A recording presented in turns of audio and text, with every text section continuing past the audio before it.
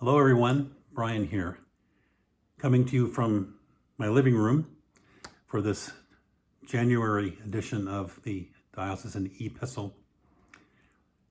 And I wanted to begin by showing you this wonderful painting. It's one of my favorite that Ardell and I have. It's by a Wood River artist. Her name is Melissa Graves Brown. We've had it for some time, but the name of this painting is Warm Dreaming Tree. I wanted to offer it to you for a moment because it caught my attention the other day.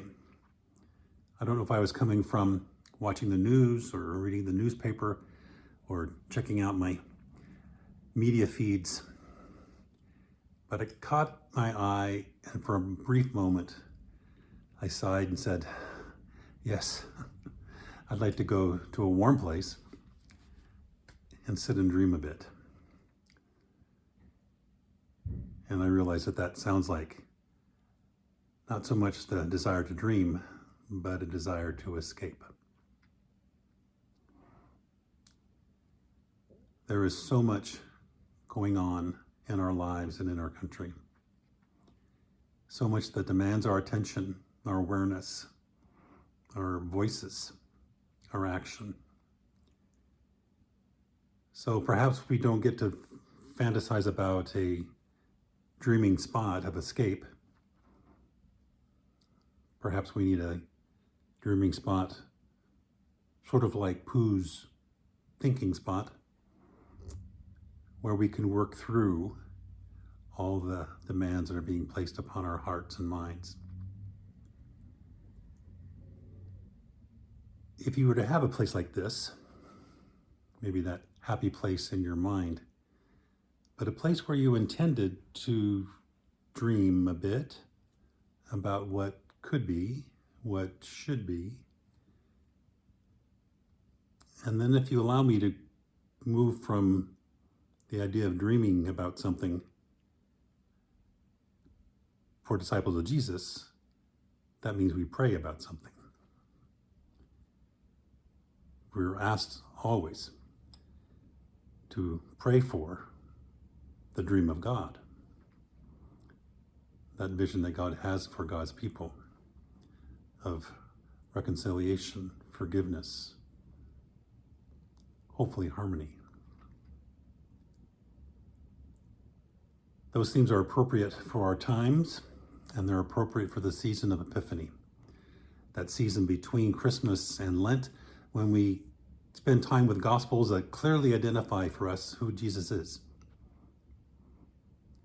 Through miracles and teaching, we get a crash course in these few weeks of Epiphany about who Jesus is, why he came, and why God loved us enough to send him. His story, which on the last Sunday of Epiphany ends with the great transfiguration, when the disciples perceive, and Jesus himself perceives, that his destiny is in Jerusalem. A great light shone. Something happened to the disciples, even to Jesus, that illuminated their path. That's what we could dream about. That's what we could pray about.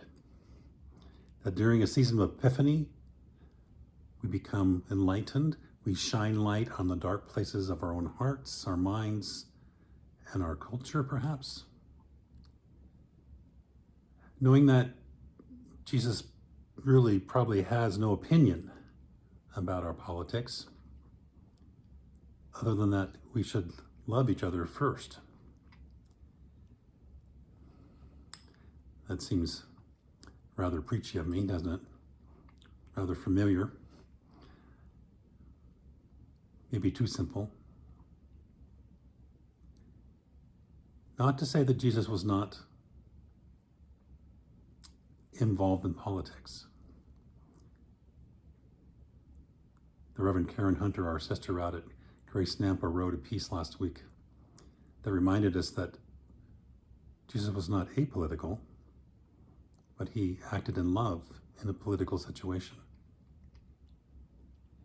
which then created the turmoil that led to his crucifixion. Hard balances here, friends. What to dream of, what to pray for, where to allow the light to come. But it begins with the dream, which is a prayer, which is our acknowledging that we need Christ to move in our hearts and lives, to reveal his face in the person standing opposite of us, and to lead us into the kind of actions of love that will invite all of us to turn our hearts and lives toward God. For the season of Epiphany, I bid you a place to dream, a place to pray, a place where you will allow God's loving light to shine upon you, and where you can find the courage and strength to shine your light on those in your hearts, in your families, in your communities.